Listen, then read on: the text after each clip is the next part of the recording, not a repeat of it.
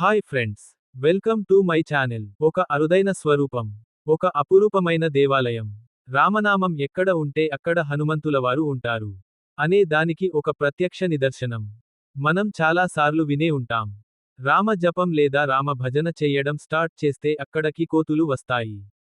వాటిని చూసి మనం నిజంగా హనుమాన్ వచ్చాడు అని అనుకుంటాం. మురిసిపోతాం. కానీ నిజమైన భక్తితో రామ భజన చేస్తే ఆ హనుమంతులవారే వచ్చి రామ జపంలో తపించిపోయి శయన దశలో చేరుకుని ఉన్న ఒక ఆలయం గురించి ఈ రోజు తెలుసుకుందాం. ఇది హనుమంతుడు శయన రూపంలో ఉన్న 3 ఆలయాల్లో ఒకటి. అదే కుల్దాబాద్లో ఉన్న శ్రీ భద్ర మారుతి ఆలయం. పూర్వకాలంలో ఈ ప్రాంతం భద్రావతి అనే రాజధానిగా ప్రసిద్ధి. అక్కడ భద్రసేన అనే రాజు ఉండేవాడు. ఆయన శ్రీరాముడి మీద అపారమైన భక్తి కలిగి ఉండేవాడు. రోజూ ఆ మహారాజు రాముని కోసం కీర్తనలు పాడుతూ ఉండేవాడు. ఆ కీర్తనలు విన్న హనుమంతుడు భక్తితో తలమునకై భావ సమాధి స్థితిలోకి వెళ్ళిపోయాడు. ఆ సమయంలో ఆయన శయన స్థితిలో దర్శనమిచ్చాడు. ఆ రాజు హనుమంతులు వారిని స్వామి మీరు ఈ శయన స్థితిలోనే ఉంది భక్తుల కోర్కెలు తీర్చాలి అని కోరగా రాజుకు సరే అని హనుమతులువారు ఆశీర్వాదాన్ని ఇచ్చాడు.